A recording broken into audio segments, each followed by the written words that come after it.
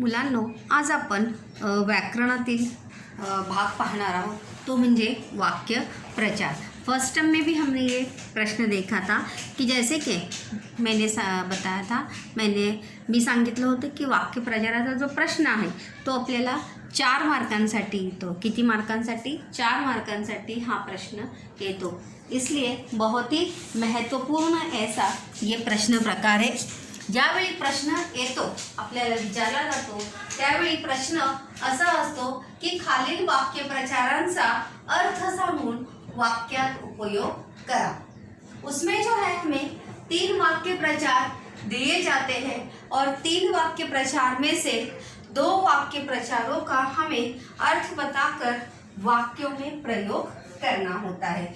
उसमें जैसे कि मैंने बताया भी था कि अर्थ के लिए 1 नंबर होता है और वाक्यात उपयोग करण्यासाठी 1 मार्क जो आहे तो आपल्याला असतो।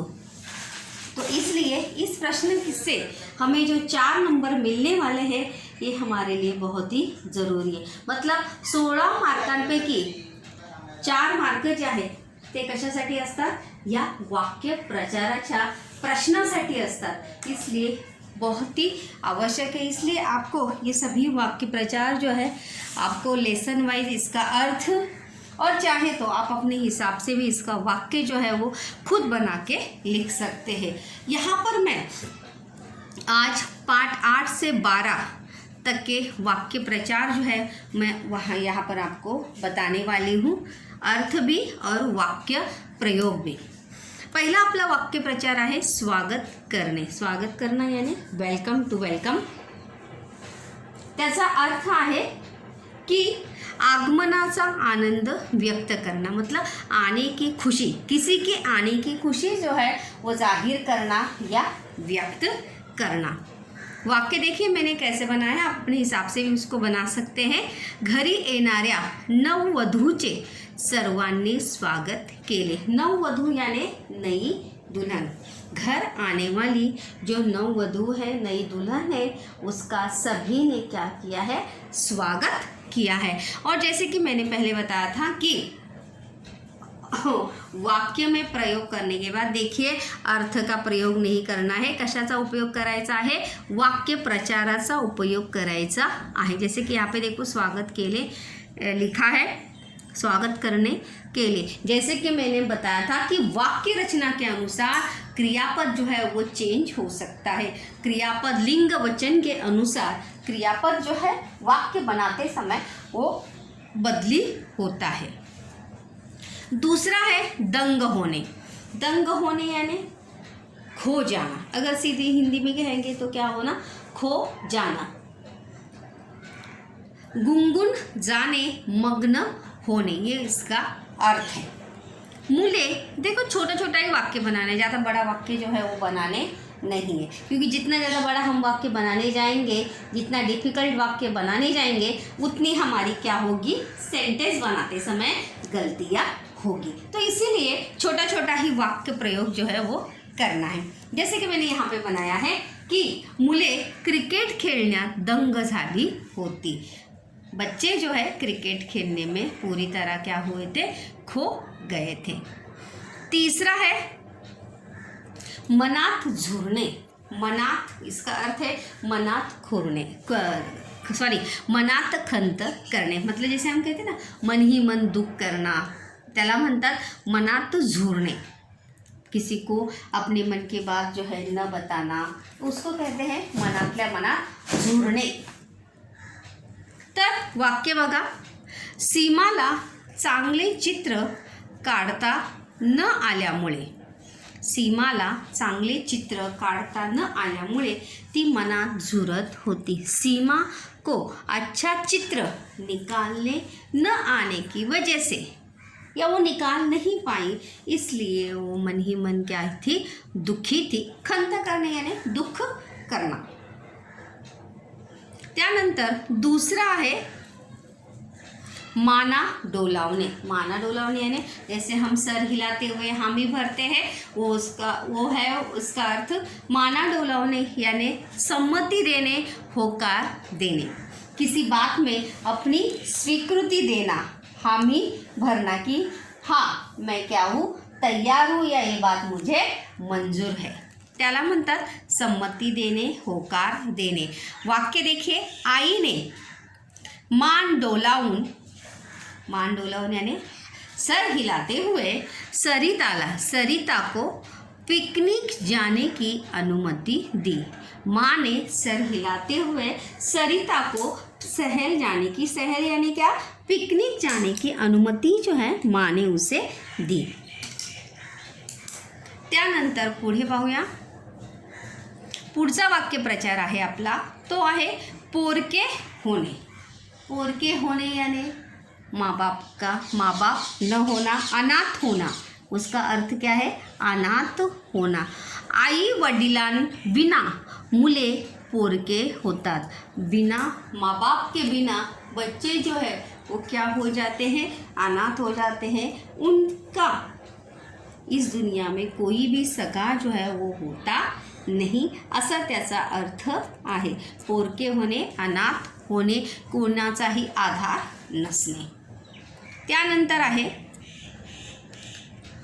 वावगे वागणे, चुकीचे वागणे. वावगे यानी गलत बर्ताव करना, गलत वर्तन करना या गलती करना, गलत कार्य करना. वाक्य अर्थ बघा त्याचा आहे चुकीचे वागणे यानी गलत बर्ताव करना, गलत व्यवहार करना, वर्तन करना. श्यामरावांनी वावगे वागून सुमनची सर्व संपत्ती स्वतःच्या नावावर केली. श्यामरावने गलत तरीके से वावगे चुकीच्या मार्गाने गलत करके उन्होंने सुमन की सभी जायदाद जो है वो अपने नाम पर कर ली थी, सुमन को बिना बताए. जैसे इसको छल भी कह सकते हैं, असा त्याचा तो अर्थ आहे. वावगे वागणे म्हणजे चुकीचे वागणे. त्याच्या पुढे पाहूया वाक्यप्रचार आपण.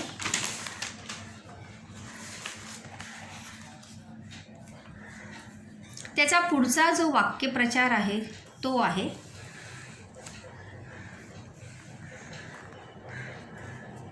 नाकेबंदी करणे, म्हणजे कडक बंदोबस्त करणे.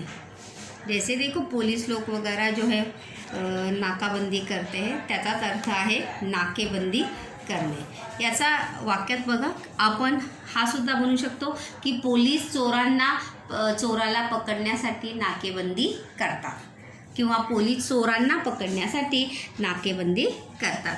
किल्ल्यावर कोणी येऊ नये म्हणून नाकेबंदी केली होती. किल्ल्यावर कोणी येऊ नये म्हणून नाकेबंदी केली होती. नाकेबंदी यानी कडक बंदोबस्त, एकदम कोई आ ना सके, बिना अनुमति के आ ना सके, बिना अनुमति के जा ना सके, त्याला म्हणतात नाकेबंदी. त्यानंतरचा वाक्यप्रचार आहे आपला, तो आहे बेत ठरणे. बेत यानी तय करना, बेत ठरवणे म्हणजे पक्का विचार करणे, मतलब अच्छे से तय करना कि मुझे क्या करना है, मुझे आगे जाके क्या करना है या अभी क्या करना है, ये वो तय करना. त्याचा अर्थ आहे बेत ठरणे म्हणजेच पक्का विचार करणे. वाक्य बघा काय आहे.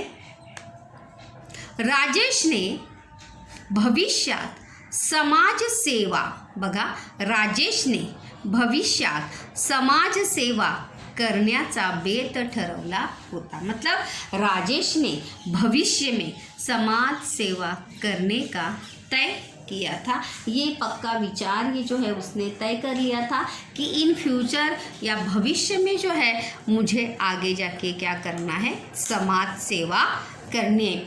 देखिए आप आपके हिसाब से भी वाक्य जो है वो छोटा बनाकर ज़रूर हर एक का आपको देखना चाहिए, क्योंकि वाक्य बनाने से जो है हमारी लिखने की क्षमता जो है वो बढ़ती रहती, क्योंकि जब प्रैक्टिस मेक्स मैन परफेक्ट. सराव या प्रैक्टिस जो है मनुष्य को क्या बनाती ही, परफेक्ट बनाती है. संधी मिळणे हा वाक्यप्रचार आहे. त्याचा अर्थ आहे मोका मिळणे. दुसरा पण याचा अर्थ असू शकतो अवसर मिळणे अवसर हा हिंदी शब्दसुद्धा आहे.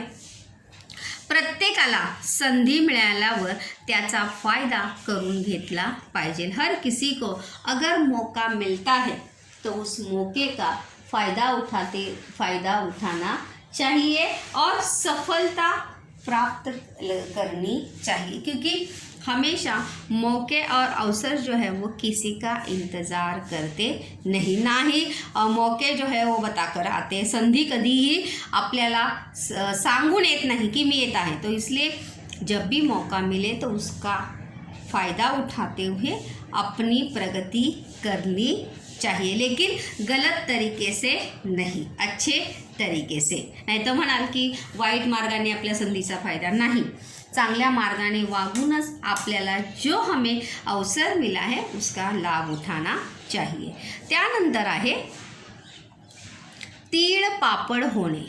तीळ पापड़ होणे, पापड़ यानी खाने वाला पापड़ नहीं है ये. तीळ पापड़ होणे म्हणजे खूप राग येणे, बहुत गुस्सा आना, बहुत ज़्यादा गुस्सा आना. वाक्य बघा काय आहे.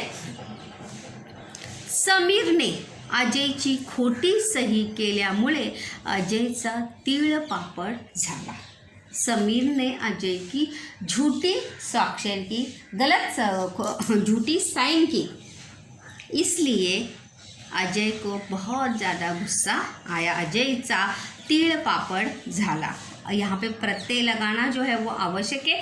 जैसे मैंने आपको बताया कि क्रियापद लिंग वचन के अनुसार वाक्य रचना बदलती है और क्रियापद भी क्या होता है, बदलता रहता है. उसके हिसाब से हमें वाक्य बनाने को आना चाहिए.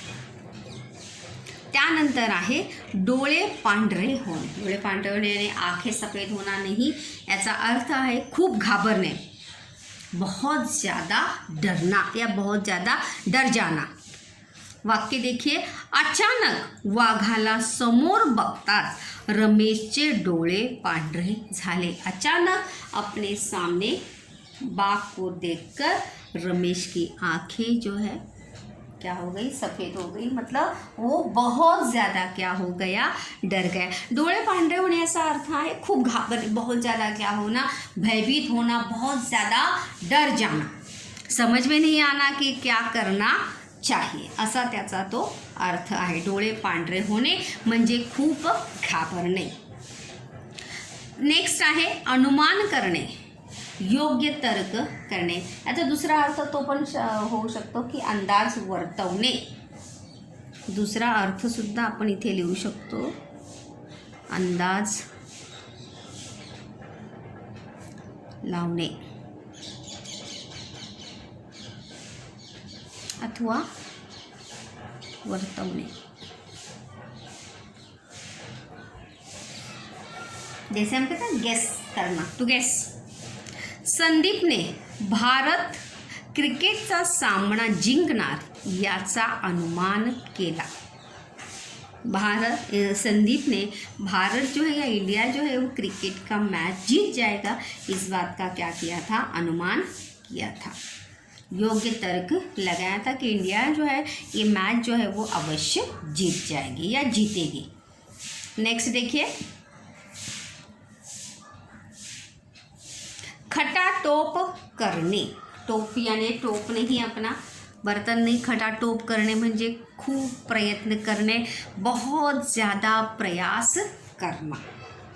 ट्राई टू बेस्ट, बहुत ज़्यादा हार्ड ट्राय, बहुत ज़्यादा प्रयास करना. बघा वाक्य. राधाबाईंनी खटाटोप करून पूजेचे सर्व साहित्य जमा केले. कभी कभी देखो पूजा के लिए सर्व साहित्य सामग्री जो है वो मिलती नहीं, तो वाक्य अपने हिसाब से आप बना सकते हैं. सिर्फ वाक्य जो है वो सही होना चाहिए, मतलब वाक्य सही होना चाहिए, मतलब वाक्य रचना जो है वो सही होनी चाहिए. वाक्य जो आप वाक्य बनाएंगे वो वाक्य जो है वो अर्थपूर्ण होना चाहिए, वाक्य को कुछ अर्थ हो. जर वाक्य अर्थपूर्ण नसेल तर ते वाक्य काय होणार आहे, चुकीचं होणार आहे.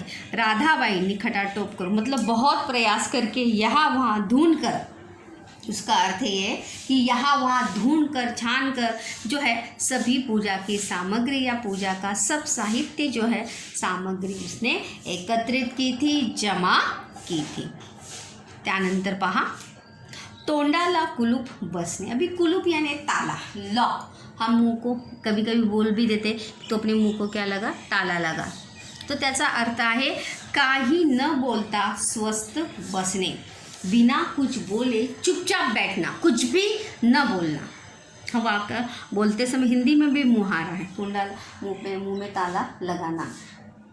त्याचा अर्थ आहे की काही न बोलता स्वस्थ बसणे, बिना कुछ बोले, बिना कुछ कहे चुपचाप से बैठना।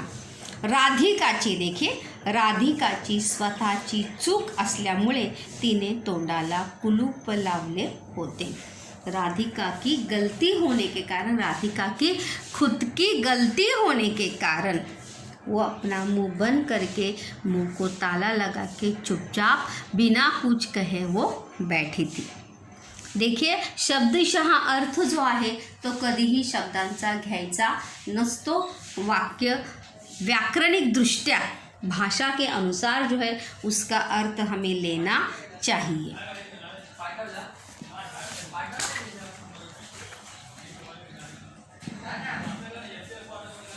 पुढे पाहूया,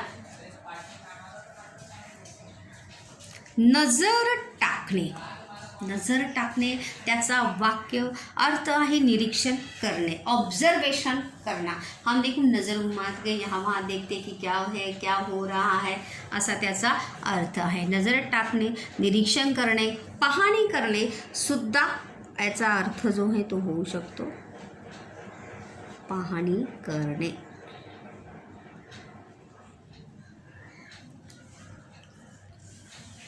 पाटील सरांनी खेळाचे मैदान स्वच्छ आहे की नाही यावर नज़र टाकी। पाटिल सर ने खेल का मैदान साफ है क्या नहीं, स्वच्छ है क्या नहीं, इस पर अपनी नज़र घुमाई, यानी उसका निरीक्षण किया, ऑब्जर्वेशन किया कि मैदान जो है वो खेलने के लिए अनुरूप या योग्य है या नहीं। नज़र टाकणे, निरीक्षण करणे, पाहणी करणे। दूसरा आहे मार्ग काढणे, शोध घेणे। मार्ग यानी रास्ता निकालना। मुसीबत से देखो हम रास्ता निकालते हैं ढूंढकर कि कैसे मुसीबत से बाहर निकलना है, कैसे इस परिस्थिति पर मात करना है। तो त्याचाच अर्थ आहे मार्ग काढणे यानी शोध घेणे, खोज करना। संजय ने वाईट परिस्थितीतून मार्ग काढला होता। संजय ने विकट परिस्थिति या बुरी परिस्थिति से भी रास्ता निकाल लिया था कि इस परिस्थिति से बाहर किस प्रकार से निकला जाए किंवा कशा प्रकारे या परिस्थितीतून आपण बाहेर पडले पाहिजे। मार्ग काढणे, शोध घेणे।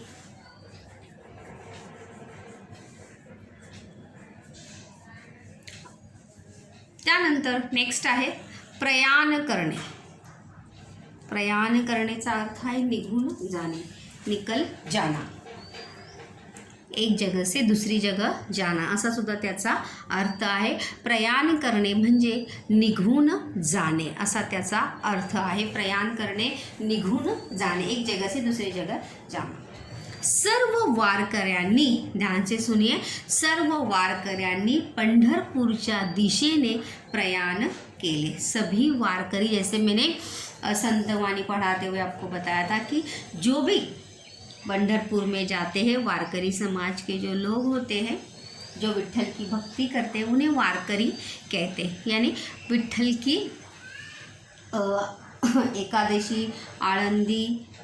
एकादशी को सभी वारकरी समाज के लोग जो है वहाँ पर पंढरपुर में विट्ठल भगवान का दर्शन करने के लिए पैदल जाते हैं।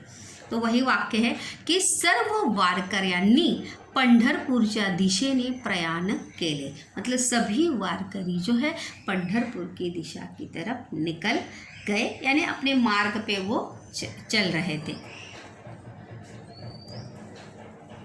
त्यानंतर स्तिमित करणे। स्तिमित करणे म्हणजे आश्चर्यचकित करणे, चौंकाना, हिंदी में इसे कहते हैं चौंकाना। जैसे हम कहते हैं ना चौंक जाते हैं किसी को देखकर, तर तशा प्रकारे आहे। स्तिमित करणे म्हणजे आश्चर्यचकित करणे। सुमितने अचानक येऊन सर्व घरच्यांना स्तिमित केले. सुमित ने अचानक से घर आकर सभी घर वालों को क्या दिया था? चौंका दिया था. आश्चर्यचकित करणे, चकित करणे सुद्धा आपण लिहू शकतो. चकित करणे फक्त चकित करणे सुद्धा आपण लिहू शकतो. तर सुमित ने अचानक आकर सभी घरवालों को चौंका दिया था. त्यानंतर नेक्स्ट आहे रक्तात भिनणे. त्याचा अर्थ आहे रक्तात विघळणे, यानी खून में मिल जाना. ऐसा उसका शब्दशः अर्थ जो है वो नहीं होना. मतलब इसका अर्थ है कि स्वभाव असणे, स्वभावात असणे, ऐसा भी इसका हो सकता है. स्वभावात असणे.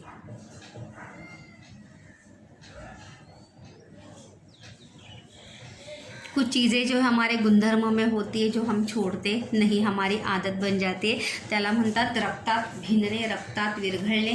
कुछ जैसे किसी में आदर्श सच बोलने की खरं बोलण्याचा गुण असतो, खोटं बोलण्याचा गुण असतो, चोरी करण्याचा, मतलब ऐसे विविध क्वालिटीज जो है अपने अंदर समाई होती. तो देखिए वाक्य प्रकार ते वाक्य प्रयोग.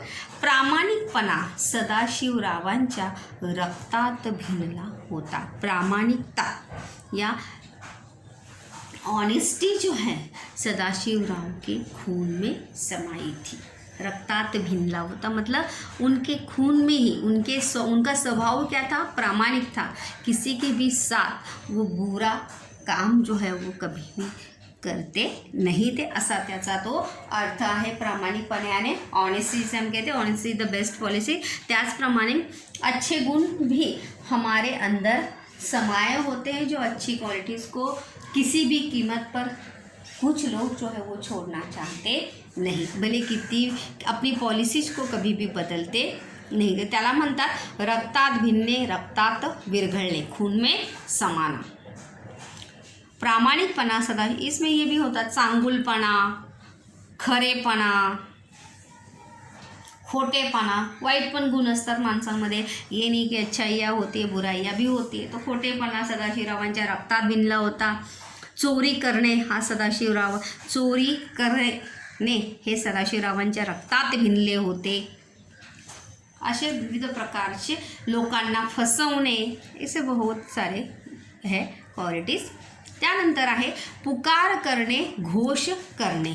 जय घोष करना, जैसे अपनी मांगे बातें मनवाने के लिए घोष करते, त्याला म्हणतात पुकार करणे, घोष करणे, जय घोष करणे. कार्यकर्त्यांनी आमच्या मागण्या मान्य करा असा पुकार लावला होता. कार्यकर्ताओं ने हमारी मांगे पूरी करो या हमारी मांगे मान्य करा यानी मान लो, स्वीकार करो हमारी मांगों को, ऐसी पुकार या ऐसी गुहार उन्होंने लगाई थी. पुकार करणे, जय घोष करणे सुद्धा येऊ शकतो. जय घोष करणे,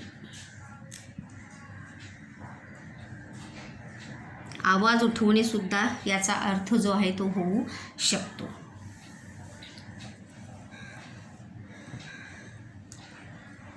त्यानंतर आहे पिंगा घालणे. पिंगा घालणे म्हणजे गोल गोल फिरणे. पिंगा घालणे देखो एक पिंगा घालणे मराठी में एक खेळ सुद्धा आहे. पिंगा कमरेवर असा हाथ ठेवून असं गोल गोल फिरतात. नागपंचमी के त्यौहार के समय श्रावण के महीने में ये खेल जो है लड़कियां महिलाएं गाँव में बहुत ज़्यादा तर खेलती रहती है. तर बघा नागपंचमीला मुली पिंगा घालून खेळ खेळतात.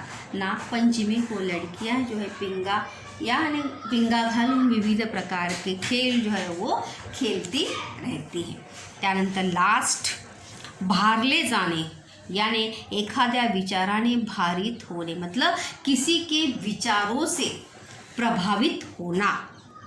हम ऐसे बहुत सारे लोग होते हैं, मतलब हम कुछ लोगों के विचारों से प्रभावित होते हैं, उनकी बातों से प्रभावित होते हैं और अपने अंदर वैसा परिवर्तन लाने का प्रयास करते हैं या हम खुद उनके जैसा बनने का प्रयास जो है वो करते हैं।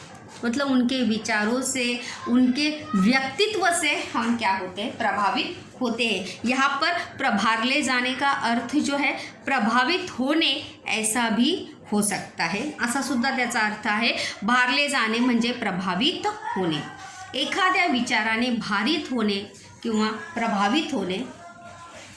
नवयुवक नवीन विचारांनी भारला जावा असे वाटे। नवयुवक यानी आज की नौजवान पीढ़ी जो है वो नए विचारों से प्रभावित हो या नए विचारों का अनुकरण करे, ऐसा लगता है। इस प्रकार से आज जो है हमने पाठ 8 से लेकर पाठ 12 तक वाक्य प्रचार देखे हैं, उनका अर्थ देखा है, वाक्यों में प्रयोग देखा है। स्टूडेंट्स, मेरी यही सलाह है आप सभी को कि आप सभी, मैंने तो वाक्य बनाकर आपको दिए ही हैं, लेकिन अर्थ आपके पास है। आप इन सभी 22 के 22 वाक्य प्रचारों का खुद से अपने वाक्यों में प्रयोग करना जो है वो सीखें, क्योंकि अगर आप ये 22 वाक्य अपने मन से बनाएंगे तो सोचिए आपके पास कितने शब्द होंगे, और साथ ही साथ आपको लिखने की, मराठी लिखने की प्रैक्टिस भी साथ साथ जो है वो होती रहेगी। इसलिए जब भी कभी बोला जाता है कि अपने से करो, तो ज़रूर इसको अपने से करके देखना चाहिए। वाक्य तुम्ही नक्कीच बनवून बघा। ज़रूर आपको छोटे छोटे वाक्य बनाने, 4-5 शब्दों के, 4 या 5 शब्द से ज़्यादा शब्द जो है अपने वाक्य में नहीं लेने हैं। अगर आप प्रयास करेंगे तो ज़रूर आएगा।